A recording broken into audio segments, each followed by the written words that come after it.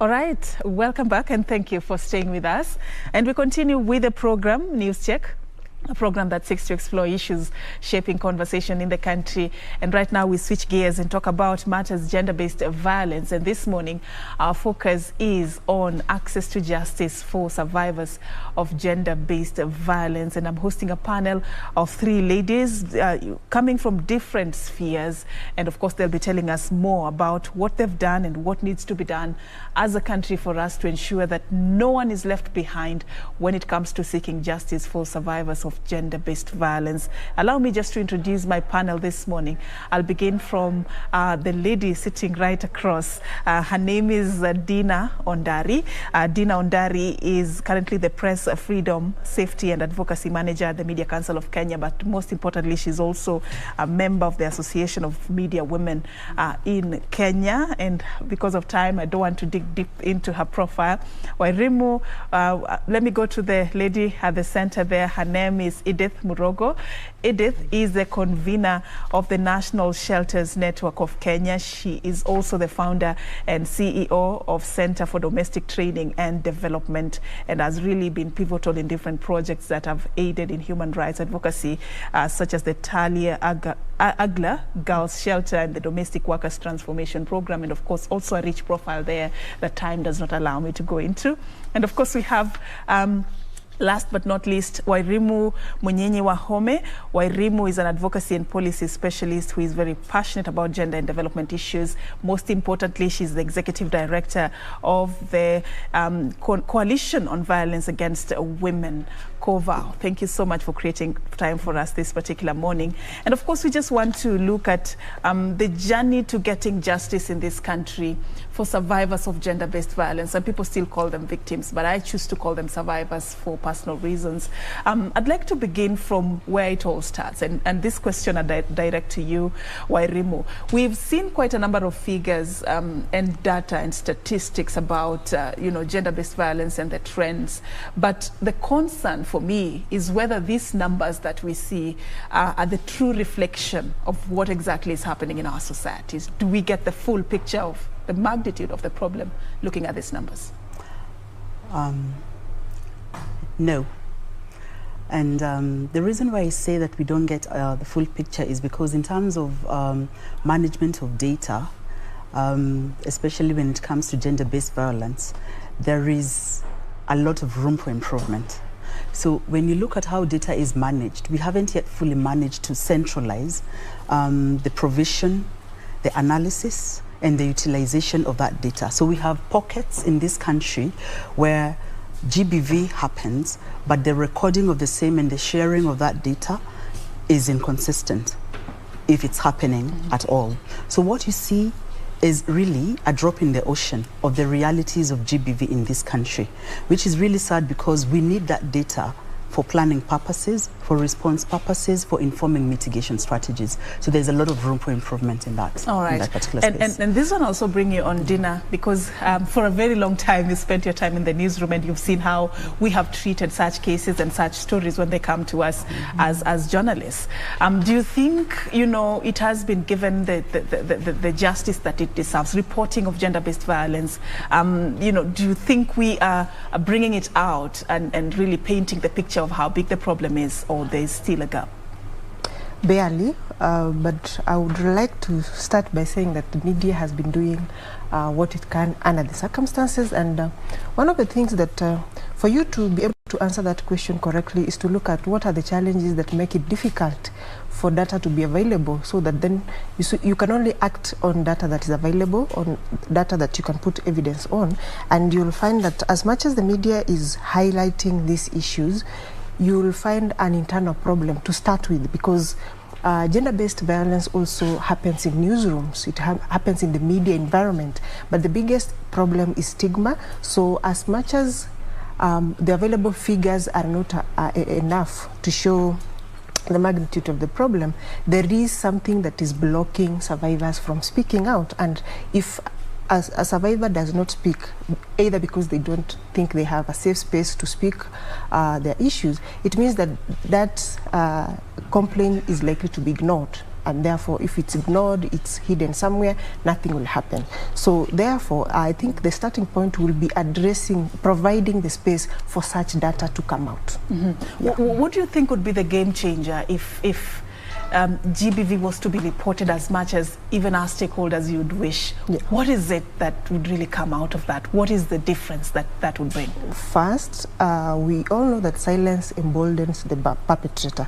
So once you deal with the challenges or whatever it is that makes it difficult for people to speak out, and I would like to point this out, one of the reasons is fear of reprisals, because if I'll just use an example that is familiar within the media environment. If I think that I'm being harassed by a news source, for example, or my boss in the newsroom, it will be difficult for me to come out and report, because that boss will be the likely person for me to go and report to. And because of that and the fear of losing my job, then I will not be able to speak. But if you remove such bottlenecks, you make it normal for people to speak about gender-based violence, for people to speak about sexual harassment, for example, then when you remove that cloud of fear and stigma, and it's no longer a taboo to talk about these things, then it makes it easier for these things to come out. And the only reason that something doesn't happen is because it's not known. So someone will say, we have not handled such cases in our institution, for example, because we are not aware. They are not happened. Nobody has come out to complain, because for anything to happen and especially, I'm not an expert in issues of justice, but I know that for anything to happen, for perpetrators to be arrested, something to happen, there has to be a complainant, and a complainant will be able to cooperate through the process. So therefore, it is important to have such safe spaces for survivors to speak out, so that then something can happen. All right, Dinah. Edith, you deal with these survivors. They knock at your doors as the convener of the National Shelters Network of Kenya. What are they telling you, and what are you reading from the reason why they're still under reporting of GBV? Where is this problem coming from? I think most of the survivors or the victims, I prefer to call them victims, so that they can be able to access. Sometimes when we call people survivors, we may be pointing to the fact that maybe they have healed and they are okay and they can fly on their own wings. So many times for us who are directly working with victims, we prefer to actually call them victims. So they are not able to report because they may not even know where to report. That is the first problem. They may not know that we have gender desks. I think enough awareness raising activities need to be carried out, and I mean even from the Nyumba Kumi, from the lowest administrative levels, so that this information can be out there, that if you're violated, if you're abused, you can actually go and report to the police. I know again there's that whole myth surrounding the issue of reporting because of maybe sometimes the handling of victims at the police stations and at other places where they're supposed to get help. And so that also really complicates everything. But when they know where they should report, and when they report there, they get support. And in the manner in which they expected. They expect, because now again we have a very big problem of safeguarding of victims. We do not have enough safe spaces and enough shelters. The non-state shelters that we are convening are not many. Right now we have mapped at least approximately 54 shelters. So these shelters are spread out across about 18 counties. So you find in some counties we don't even have a single shelter. So you can imagine what is happening in those counties, and victims have nowhere to report. So it means that now these victims are left on their own and they cannot speak enough. I think my colleagues here have already alluded to the fact that these victim voices are not being heard. We are not hearing the victim speaking. All right. I'll come back to you on this issue of shelters, just so that you can expound how important this is for our country. But coming to you, Wairimu, as a COVAO, you deal a lot with the issue of, just ensuring that, survivors or victims get justice. What are some of the, loopholes that you first of all identified in this journey to getting justice for survivors of GBV, and how is that being worked out right now? What are some of the strategies that we are doing to make it easier for them to get justice? So thank you. So COVAU's vision is a space where women and girls can thrive without fear of violations, and that's the vision that we have for the women and girls in Kenya. Now, I'd like to start from the continuum of care when it comes to facilitating access to justice for survivors or for victims. One is the issue that has already been talked about, the issue of information.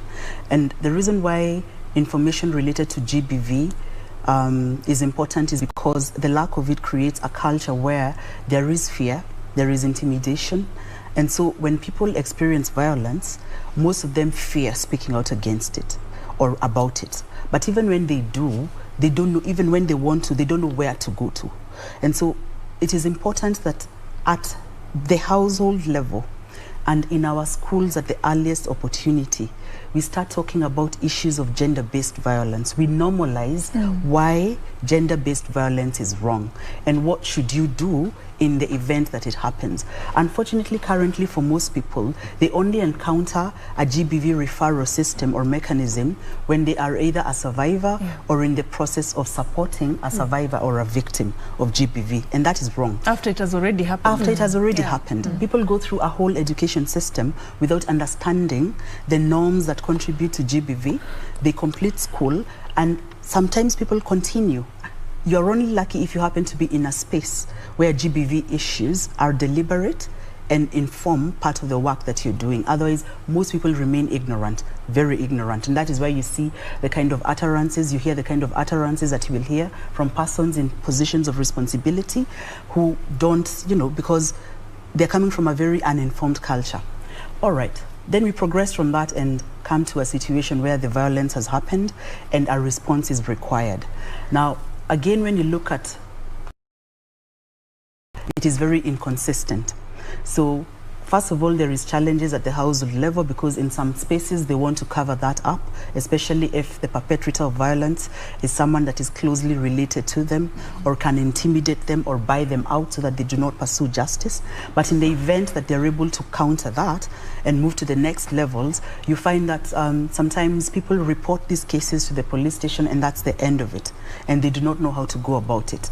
If that case, for whatever reason, happens to move to the courts, that's where you encounter the biggest challenges as well. Access to justice in terms of legal services is very expensive in this country. Lawyers are expensive. So COVAU, for example, has to use a scheme of pro bono lawyers, lawyers who are willing to give their time for free to represent victims of GBV. Not many people can afford that, and not many organizations can sustain legal aid programs because of the cost that comes with it. So that's a big loophole. And so even when that happens, again, there is bottlenecks, both administrative and otherwise, in our courts, which means that on average, for example, for the courts, for the cases that we handle, on average, a case takes 4 to 5 years to conclude. Who would want to go through such a long period of... Yes, it's a replay of trauma. People give up halfway, Lawyers also, give up and drop the cases, so you're constantly changing lawyers for some of these cases. So I think the culture really needs to change, and there needs to be real commitment beyond the statements that are made in terms of gender-based violence and responding to that in this country. And I think this is an opportune time because as we near elections, it's a topic that is very central to us as COVAU, because we've handled cases of survivors of GBV during elections from 2007. And we are hoping to see political parties, we are hoping to see candidates prioritize issues of GBV in their manifestos. But most important is that citizens really can begin to understand the cost of GBV on themselves, but also on us as a country. It is costly, economically and socially. And so it's overdue, the need for us to change our responses, consistency, but also allocating the appropriate resources. But I always say that if we can mitigate the spaces and the drivers of GBV, then 50% of the work will be done when it comes to GBV response in this country. Talking about response, and Dinah, I'd like you to talk about what the media, you know, has done and what the media needs to do going forward. Our reporting of GBV, how we package that information. What are some of the fundamental principles that we ought to consider so that the message is out there in the manner in which it needs to be out there for people to consume? Yeah, thank you for that question, and I'd like by adding to what she has just said about responses, because I'd like to add the issue of capacity building, because even the manner in which you handle people who have come out to complain about GBV and how to handle the evidence is very important for you to be able to safeguard the process of justice. But I'll go back to my niche, which is the media. And I'd like to say that the media has done a good job. The media has been reporting on GBV, but obviously, just like elsewhere, like any institution, the justice institution, the individual players and officers, there are gaps that need to be arrested. And where we sit at the Media Council of Kenya, part of our mandate is to safeguard the rights and privileges of journalists. And we do a lot of work on gender-based violence, that is facilitating an environment where journalists themselves can work, female journalists can work feeling safe, and we do not have a bias. So I will say both male and female, but all know that female journalists are disproportionately disadvantaged when it comes to that. But also we do a lot of capacity building training, because as she said, it's not a normal thing to find that students who are being trained in journalism, for example, being also capacity built on issues of gender-based violence.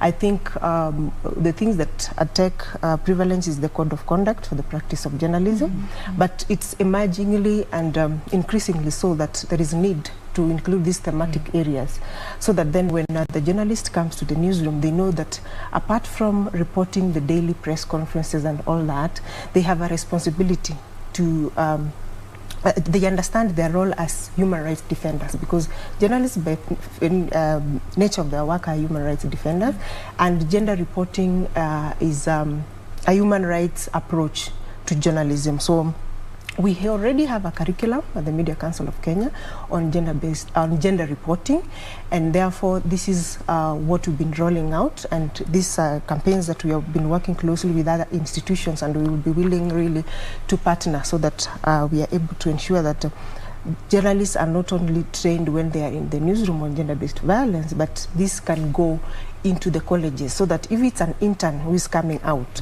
they understand their rights first as a journalist and the environment in which they need to work in, and also they're able to write stories that first respect the rights of survivors, sensitive stories, because apart from one of the things that you do at the council also is to monitor the performance of media on many different subjects. And we are finalizing a report on how the media has performed in terms of covering issues of GBV.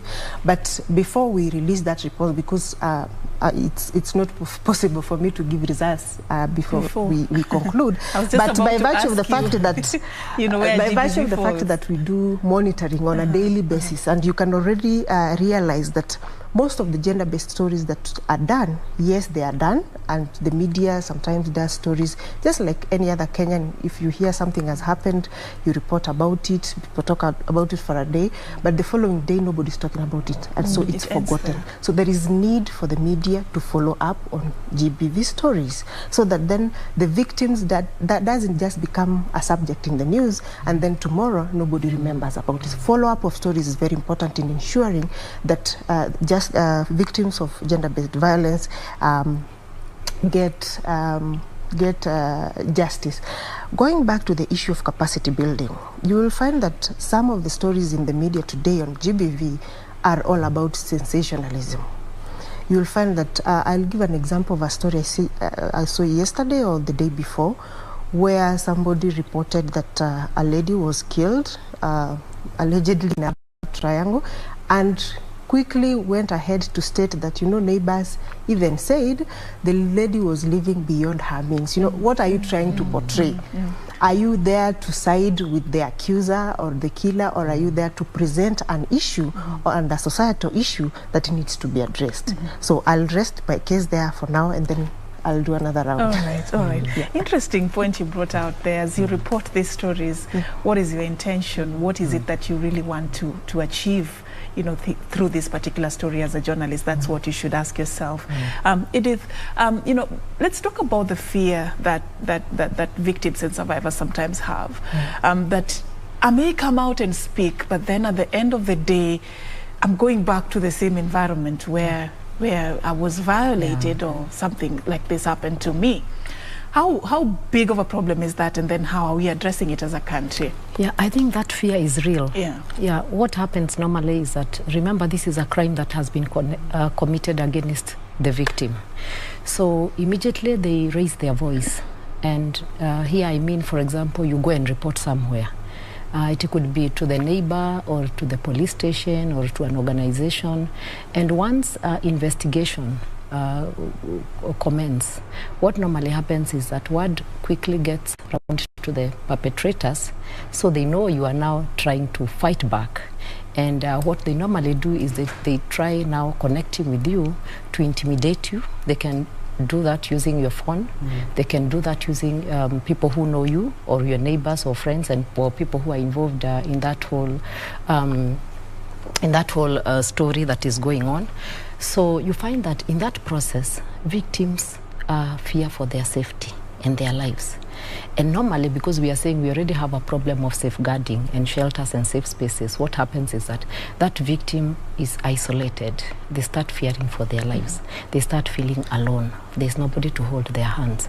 And many times, even when they go to the police stations, you find that there's no escort, there's no what do you call it? They are not helped. Like, even when they're accessing the police station, they are alone, or maybe they are accompanied. There's no security. Yes. There's no security for them. And even when the security is there, maybe it's not always. Maybe it is sometimes. And then immediately they need to leave that place where they were assaulted or abused, or you know, and unfortunately, they have nowhere to go. They may not even know where there is a safe space. How many safe spaces, such safe spaces? Could you be having the number? Yeah, we have mapped. Ratio? We have been mapping. The non-state shelters are 54. 54. The government, I think, has only 2 shelters. So, and then even the virtual safe spaces are not there. Or if they are there, they are not very well marketed so that the general public knows where they are. So I want to say that this fear is very real, and that is why sometimes even those victims who want to report or have started the process of reporting and getting justice, they are intimidated, they fear, and they even withdraw, because there's no guarantee of their safety. And you see, these victims can even come and kill you, to even destroy the evidence. They can intimidate even those who are trying to help you, not just you, but anyone who is trying to help you. All right. So from the minute you become a victim, it's like you face a double tragedy. You are a victim, and then it's very difficult for you even to access justice. Yeah. If I come to you, Wairimu, I don't want us to end this program before we take the viewer through the basics. I may assume people know how to report GBV. I may assume that they know where to go, how to seek help, which are the first stages. But maybe not everybody knows. Probably just to take us through the basics, for somebody to know, in case you feel violated or you suspect, you know, you could be in an environment where you're in danger, your rights could be infringed in some sort of way. What do you do? Okay, so there's quite a number of hotlines that have come up that people can use to report incidences of GBV, but also to be guided on how to go about it. Because the first thing people need to understand is, even when you call an organization like COVAL, we are not a government institution, we're not a law enforcement agency. And so it is important that people understand how the law operates. So the first thing you need to do, and it also depends on the kind of violence. So I will focus on the issue of sexual, gender-based violence. So when that happens, it is important that the survivor, the victim does not bathe, does not destroy the evidence, so do not store it in a paper bag, do not bathe until you can get yourself to a police station to report. At the police station, you will get an OB number, but you'll also get a P3 form that then you use to go to a health facility, and at the health facility, a healthcare worker, a medic will fill it out for you, and then you need to take that back to the police station because it's a very critical component of what will be used to pursue the case alongside the other pieces of evidence. And then from there, depending on the investigations that the police do, then the perpetrator could be arrested. Now, when this person is arrested, then it means that the case may proceed to court. Half the time those cases drop off, but in the event that the case proceeds to court, then you will be guided. There is some level of legal aid that the government provides. It is not sufficient, and that is why then you find that some of those survivors are linked to organizations like HOVAO and other peer organizations that do similar work, where they may be able to access legal aid to support them throughout the court process. It is very important to report, because if you do not report, then it becomes difficult to jumpstart the process of access to justice. So it starts at the reporting stage. But I wouldn't say that. It starts at the support system that you get at home. Yes, or in the environment where the violence happens, because that is what will determine whether or not you take the next step of reporting that formally. Well, I'm looking at this cobweb though. Yeah. You move from that, let me call it scene of crime. Yes. You go to the police station. Yes. You go to the hospital. You're back at the police station. Yes. You're required somewhere else. Yeah. Is it working for somebody who has just gone through that horrific ordeal? Definitely. It's traumatic. Let's talk about It's traumatic, and also in terms of infrastructure, some people have access to police stations, others do not, depending on where they are at, the geographical location. And that is why the government has come up with an initiative of the Polycare, which is a one-stop system that allows victims of GBV to go through that requirement within the shortest time possible, so that we don't have people, falling out of this process because either they can't access or because of distance, etc., etc. But again, remember, the Polycare centers have only just started being rolled out, so they're not available throughout the country, and not a lot of people even know about the current ones that exist. So it's a very good concept that needs to be rolled out, but beyond rolling it out is ensuring that the human resource that facilitates the services that are provided within that range of the Polycare system are actually sensitized enough to be victim or survivor friendly, enough to provide that empathy while doing a professional job to ensure that this particular person will be facilitated to access justice eventually. Can you just allow me to talk about the national referral mechanism? I think it's about time this country creates a comprehensive national referral mechanism, and I just want to support what Wairimu has just said, that we need the polycares, we need the shelters, we need non-governmental organizations supporting victims. We need well-crafted referral pathways, so that from the moment a victim or from the moment a person is victimized, they know where to go and where to start, because I think that is what you're looking for.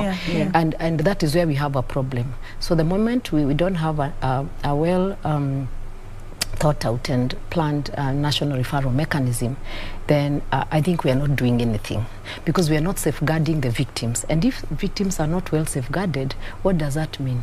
They will get frustrated, they will keep quiet, and then we will only hear about SGBV and other forms of violations only when they happen through the media, as Dinah said. So, and then we will just be doing these knee-jerk reactions, never having anything comprehensive for response to GBV. Now, there's one thing I would like to say, that I wish our government could actually facilitate the non-state shelters. We need registration. For the last 2 years, actually, we've been asking, can we have registration for these shelters? We cannot continue having the shelters operating without proper registrations. Some shelters are registered as non-governmental organizations, some are registered as faith-based organizations, others are registered as women and youth groups, others are registered, unfortunately, as charitable children institutions. So we have a big crisis right there. So it's not focused. It's not organized. So we really want direction on how we can have these shelters registered. That way we'll be giving them legality even to exist and to execute their mandate. I want to say that these shelters are doing wonderful work, you know, in terms of safeguarding victims. They are doing all the work that the government should be doing, and it is not doing at the moment. And the other thing is that we also need, as a best practice, for the government to start allocating resources. Wairimu alluded to the level of resources that are required. The lawyers, you know, the legal aid, medical aid, you know, the shelter itself, you know, like a place where you can have 3 decent meals, a place where you can sit and think about your next move, a place where you can be accessed by professionals who can help you and even prepare you for court. It is not easy for women to appear in court or for victims to appear in court.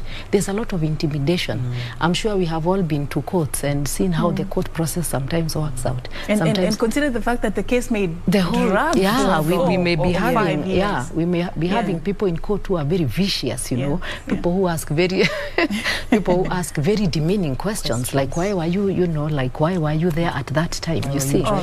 Why were you dressed like that? Just before I go to Dinah, when you look at the setup at the shelter, I want to believe somebody is not held at the shelter forever. There has to be some sort of reintegration program at the end of it. How is this done safely? So the whole concept of a shelter is a temporary place of safety, you know, and safeguarding. So we are advocating for shelters so that we can have safe spaces where women and children, or anybody, even men, because we also have shelters for boys and men. So at the end of it, what happens? At the end of it, what happens there is that at least you are allocated with the basic, you know, like a dignity pack. You know, you're allocated a bed, you're given food, you're given clothing. At the same time, you receive counseling. Counseling is critical for survivors. I mean, for victims to become survivors, they really need counseling. They also need to be prepared for court. They also need to be reunited with loved ones. You know, sometimes the whole abuse process, the way it happens, it cuts and alienates victims from their loved ones.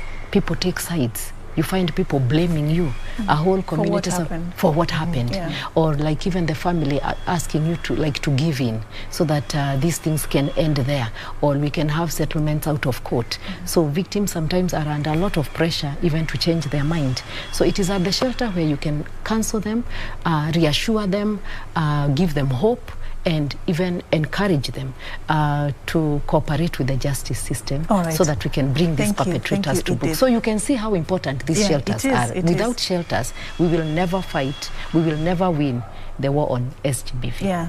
Thank you for bringing that out. Dinah, what proactive role can the media play in you know, the fight against GBV, so that we are not just hungry for news when something has happened? We really want to scoop and report that, and even report how bad it was. You know, she was cut here and there.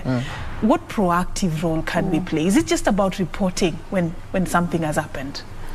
Thank you for that question. And indeed, someone has already mentioned that we will only be hearing these stories from the media, and it's good to know that people look up to the media to provide solutions. And the media has the capacity to set the agenda on just about anything. So you'll ask yourself then, why is it that not a lot is happening? And I've already pointed out some of the challenges that are there, but it's good that we move quickly to what is happening to solve those challenges, so that then we are able to give solutions. And one of the things that the council does is the helping media houses, because if the society is looking up to the media to provide solutions, then sometimes you first need to look internally and see where is the challenge. Because if you have a journalist who is suffering gender-based violence in the newsroom, will they be able to project the real issues that we are talking about, or they'll be influenced by what is happening? So one of the things that the council is doing is facilitating the media houses to come up with internal policies of management of such issues in the newsroom, so that then before you call out a journalist to come and report about GBV elsewhere, you have already solved the gaps that exist within. And that is at the organizational level and as a public institution and a regulator of the media industry. But more widely and sector-wide, the Kenya Media Council is one of the conveners of the Kenya Media Sector Working Group, and there is a framework that has been set up called the National Mechanism for the Safety and Protection of Journalists. And there is a realization that gender-based violence cases, and especially, I want to point out that one of the widely spread manifestations of gender-based violence in the media is sexual harassment. So the stakeholders in the industry realized that these are not just any other cases, because if a journalist, for example, I sit at the Media Council of Kenya and I receive called a journalist has been beaten up in a political rally, but a journalist who has been sexually harassed, for example, in a newsroom, will not be able to pick that phone and call you because of the fears that you have already said, the stigma, and they are not even sure whether something will happen and whether they will be safe. So the mechanism realizes that sexual harassment in the newsroom is a unique challenge that needs unique solutions, and within that mechanism, and that is where now the Association of Media Women comes in. They have been given a mandate to lead the campaign against sexual harassment in the newsroom. And AMWIK has been leading the industry in ensuring that apart from the policies that MCK has helped media houses develop, we can have a standard policy against sexual harassment in newsrooms, so that then if you are talking about handling of complaints, what is the standard way you follow in doing that? What needs to be done? How can we ensure that the mentorship that we are so much crave for young journalists joining the newsroom, be it male or female, what kind of mindset do they need to have before they come to the newsroom? So mentorship is one of the deliverables. The other thing is ensuring that there is a standard policy of handling these issues within the media environment, not only in newsrooms, but also outside, because journalists face a lot of harassment sometimes from news sources. So we talk about the media environment. And the other thing then is, how do you provide that critically needed safe space for these survivors to come out and talk about it, so that then, and I would like to say that many journalists' careers have been ruined because of such issues, because when they find that there is nothing they can do about the complaints they have and they are disgruntled, someone just says, let that career be, I need my peace of mind. And you know, media is it's a small space. You work in this media house, and your bosses are friends with you know, on the other side. So people are really feeling intimidated, you know, to come out and speak publicly about this. Yes, so provision of safe spaces is one of the key deliverables of that committee that is being led by AMWIK, and MCK has really been supporting, because we understand that in providing solutions to the industry, you need such partnerships. So we thank AMWIK for being a very willing partner, and there is a lot of work that has been going on, and of course, as time goes, you'll be able to see the impact of the work that is being done. All right, thank you, Dinah. I'm told we've run out of time, unfortunately, for this conversation, but I believe we've opened the eyes of the public in terms of some of the areas that we need to be addressing going forward. But I'd like to give you all a chance for your final words. I'll start with you, Wairimu. What's the way forward for you? The way forward is, like I said earlier, that we invest in terms of challenging the attitudes and behaviors that facilitate gender-based violence in whatever spaces that we occupy, and we back that up with information, but also ensure that our responses are consistent and that they are adequately resourced to meet the needs of GBV survivors out there. And central to all of this is the issue of sustainability. So interventions that are developed need to address the issue of sustainability. To what extent can this strategy hold in terms of facilitating access to justice for survivors of GBV in this country? If that strategy does not have a sustainability element, then in the long run it is likely to cause harm, either in terms of the services that are provided or in terms of misuse of resources. So it is important that we think sustainability in terms of the strategies that we put in place. But if we can mitigate in terms of educating ourselves and changing our behaviors and attitudes, we will have resolved the problem by 50%. I repeat again. Thank you. Thank you so much. Edith? I think for me, I would like to say that this country cannot afford GBV. It is expensive to rehabilitate and reintegrate victims. I think also research needs to be done. We need to start speaking with the numbers. We need to understand how much does it cost to rehabilitate and reintegrate one victim of trafficking. I'm sorry, one victim of... You deal with a lot of human rights issues. I deal a lot with a lot of human rights issues. Yeah, so I think we need to ask ourselves, how much does it cost, and can this country begin to afford? And then we need to see that money that the president has committed. As the Shelters Network, we do need to see that money being allocated to us so that we can help the government in safeguarding of victims. Yeah. All right, Dinah, your parting shot? I would like to emphasize on the fact that, you know, access to justice has many players. I just like to urge that we embrace partnerships, because as a human rights defender, you will need the police department, you will need the office of the ODPP, you will need the media.